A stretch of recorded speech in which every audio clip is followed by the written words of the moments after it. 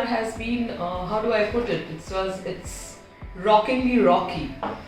So I did not plan to be part of media sales. I was not. I never planned to be part of being part of sales. Having said that, when I first started working, I first joined ZTV. That's where I started my entire career. And I used to be part of response team where we typically used to analyze, evaluate viewers' feedback. We also used to do a lot of sponsorship deals in those days, which actually got me into the zone, if I may put it, of selling or dealing or probably exchanging, debating. That's when I thought that I should probably explore this as an option. My first media sales job was with Sahara Samay. It is a news channel. Post which I moved to India TV, and being in the news genre has gave me a good exposure to the entire medium, how television sales operate, the challenges that one faces. Specifically with news, because news is a very different way, and even today, and it used to be also a few years, a decade back, it used to be extremely challenging because the content is very abrupt. The content is not fixed content, so there is no content for you to sell. With India TV, the whole perception story that the channel had, even which put you in further more challenges because you were stuck in line with Aaj Tak, with the perception that India TV had during that time, the kind of content that used to have, that made me extremely resilient, maybe I may say. My experience with post that was with Big Cinemas, which is advertising in theatres. Now, the whole reason why I thought I should explore theatres was primarily because I thought it's very different from your regular FCT, 10-seconder, 20-seconder, and it gives you a lot of exposure of on-ground advertising options. And then I moved to 9X Media from there. It's been almost a decade now, decade plus rather, that I have been with 9X Media, and I joined in as a group head, with having just one person reporting into me, and today I have national head to 2 channels, along with the digital portfolio that I have, with about 15 or 17 people reporting across nation. So that also builds you as a leader. The experience is very good. Music is very different from what news is. Music, I have actually seen the growth, the peak of music as a genre, and maybe now it's not been looked or evaluated in the same way, but however, music speaks volume in this country, whether it is regional music or your Bollywood. Specifically Bollywood music, as we are aware, it rocks. So it has been a great journey. I have, while I was in 9X Media, I have been very fortunate to have got an opportunity to explore other things besides regular TV FCT sales. So I've got into branded content, which was a very good experience. Created music for advertisers like Godrej Number One, Set Wet, Parachute, Bingo, and creating music for them, right from conceptualizing it till closing it and to earning revenue. So there is a lot of internal and external challenges that you face when you do these kind of things, but the experience is awesome. Having said that, now that I have now given a portfolio of handling digital as well, which is Spotboy, which is 9X Media's digital portal, it's extremely challenging as well because this is something very new, recent. There are learnings every day. The agencies are different, the client leads are different, marketing agencies are different, and it is really, the experience is very good. Learning phase. I think by the time we do the next video, I'll be able to give you a little more gyan on digital for sure.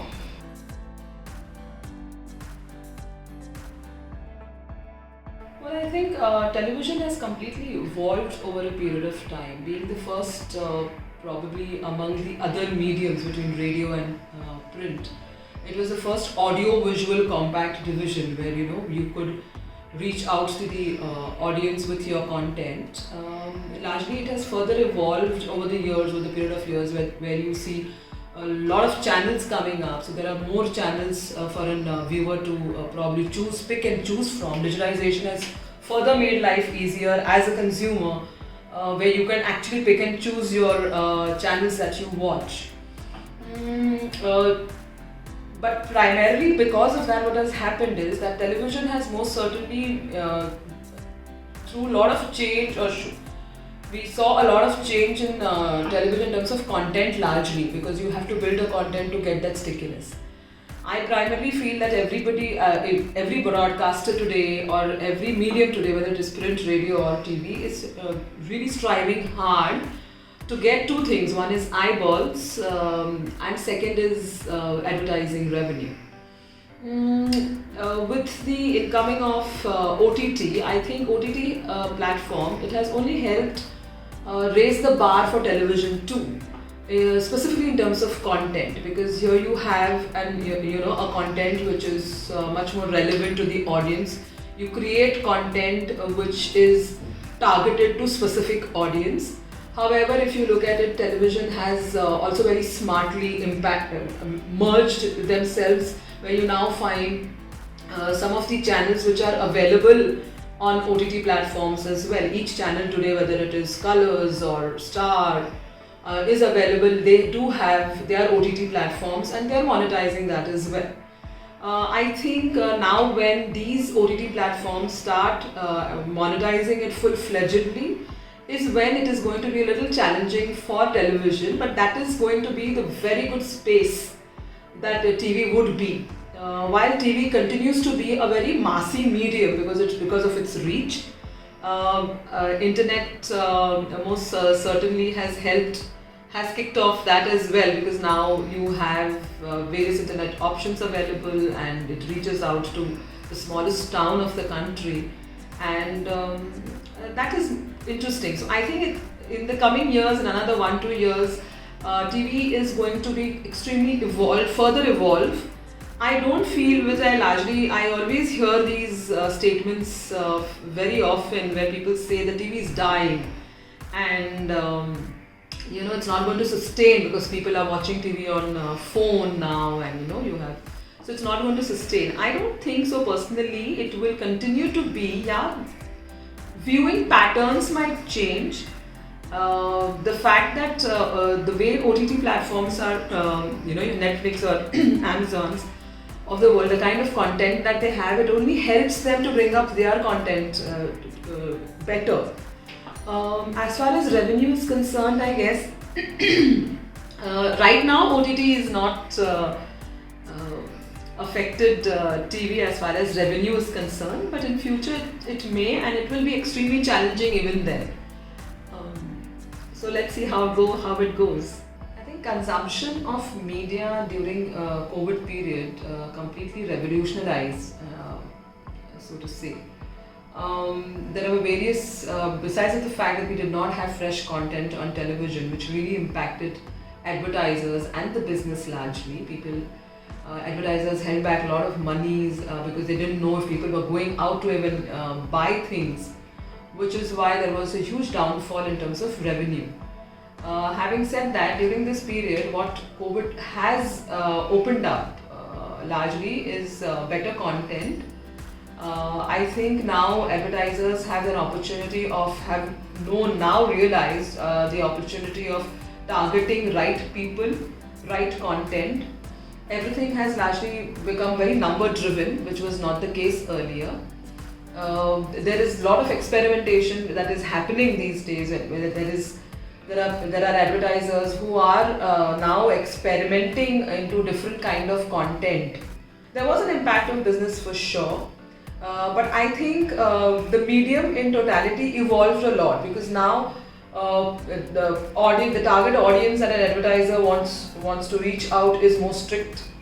They know the campaign is going to be for 3 to 4 weeks, and no one is planning more than that. So there are no large campaigns of 8 weeks or 16 weeks that used to be 12 weeks that we used to have earlier. So there's cut short on that. There is a lot of planning that goes in any campaign. As a broadcaster, few genres have built up. There are a few genres which have got largely impacted as well. But I think that's the beauty of the entire game. Um, I think this COVID period, and at the end of it, now that while we sit here and where we can see that there has been a good gain of revenues in terms of advertising in the post IPL, maybe was probably the first one which saw a good revenue from advertisers. I think it built up from there. We will obviously not be able to gain what we lost, or we will not be able to reach out to what we were in the last financial year. But I guess at the closing of this financial year, we will most certainly manage to some extent, the industry to some extent, to reach out to at least where we were, to about 50-60%. That should be a great deal. I think we all are stepping into an extremely unique experience as far as advertising is concerned, and specifically post COVID era. I feel that it is going to be even more fun, primarily because now advertisers are going to be experimental. You have to really probably ROI has become the term of the decade, I feel, because now each advertiser is looking forward to that.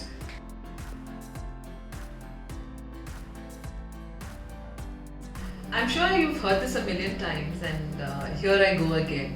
Persistence is the key.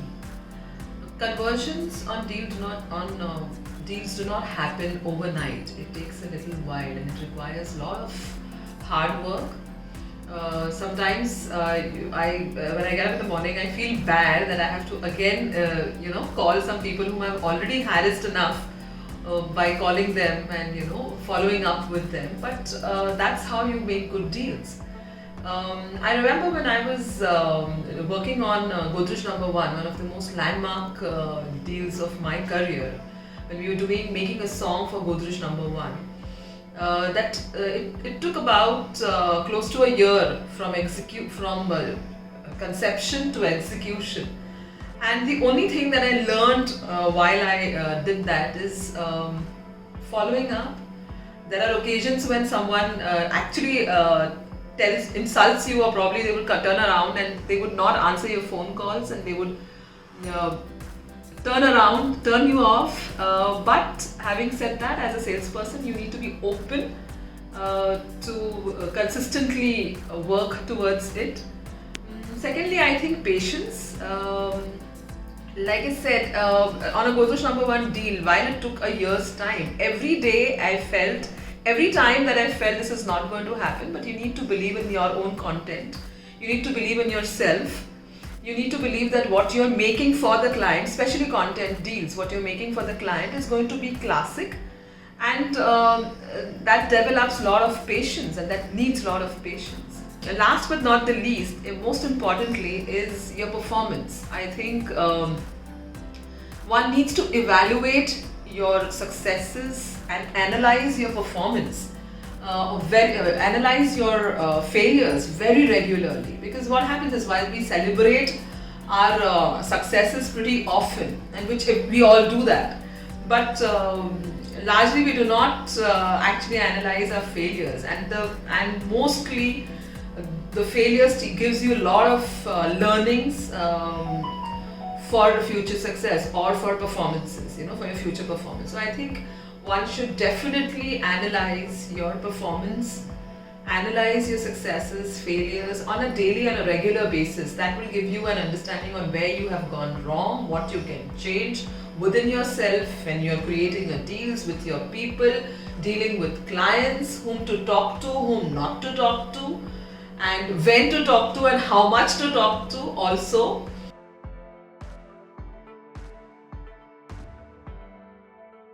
I primarily disagree with the concept of stereotyping. While we discuss and talk very often about women being stereotyped at work, I think that also holds true for men as well. I have experienced in my own career that where men are also being stereotyped. I think if sales is about relationship building, data, following up and things like that, then whether the gender really does not matter. In my career, I've been very lucky that I have not come across any such managers who've given me work or projects or not given me projects because I am a woman. Sometimes I think that don't we build up our teams like that? Sometimes don't we build up a combination of two males or two females in a team in order to approach the people that we are working with or we want to interact with? At the end of the day, I think in any organization, the numbers, the targets matter. Your gender really does not matter. It is the kind of work, your hard work, your performance that is being more celebrated than you being a woman or a man.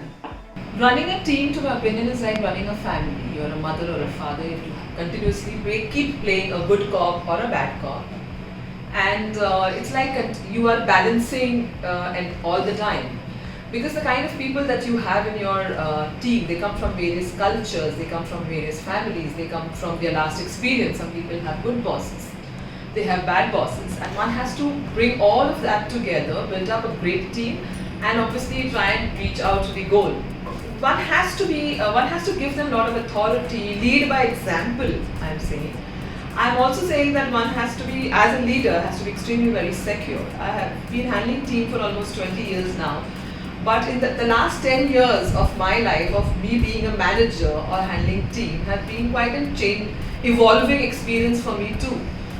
Wherein I have come across so many experiences which I'm laughing about them now, but there have been times when you have been really devastated, maybe when your team members, don't come across the way you expect them to.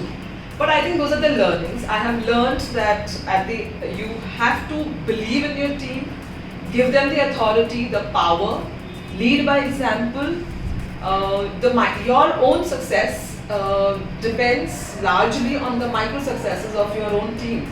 At the end of the day, while we do all of this and we work so hard to achieve the goals, we should never forget to have fun. Maybe having those one evening coffees or having lunches together, those conversations about our personal lives, create a lot of memories with us. And at the end of the day, we may not remember what we worked or what we fought or who thought you what, but what we definitely will remember is the memories that we built on the way. I think we should learn to enjoy and have fun on the go. That will help us to build a brilliant team.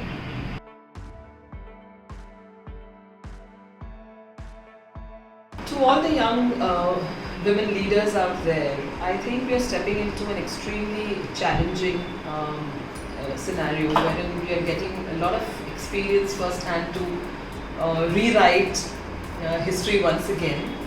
It's a very difficult space to be. Having said it, like I said, it's extremely challenging, which leaves it very exciting as well. There are a number of opportunities, options available, and I think the one who chooses the options well, strategizes well, will survive here.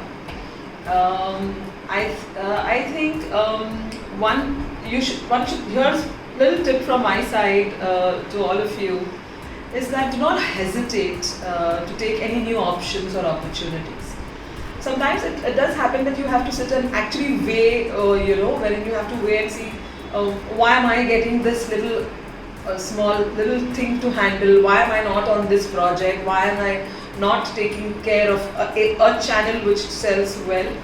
But I believe take that each option, the smallest, however small it would be, as a stepping stone, because that will help you to probably learn and apply your learnings in a better place, and also that you can always aspire to get something more. Lastly, I feel that it is important to build connection. Whichever field that you are, whatever that you are selling or whatever that you are doing, it's important to build a connection, because this is what will take you to the next level. Learn every day, be a learner. One has to come from a space of being a learner. One has to believe that I have to learn every day, set smaller goals, try and achieve those little goals, work hard to achieve them, and I think lastly, celebrate your small or big successes. We typically end up celebrating only the big ones, but I think each day has to be celebrated of the small success. When someone is not probably answering your phone call, when you're trying to reach out to somebody, the day that person answers is also something to be celebrated, because you've really put your efforts to get that person. While we celebrate small or big successes, it's important to celebrate our failures as well, because that failure, like they always say, is a stepping stone to a success.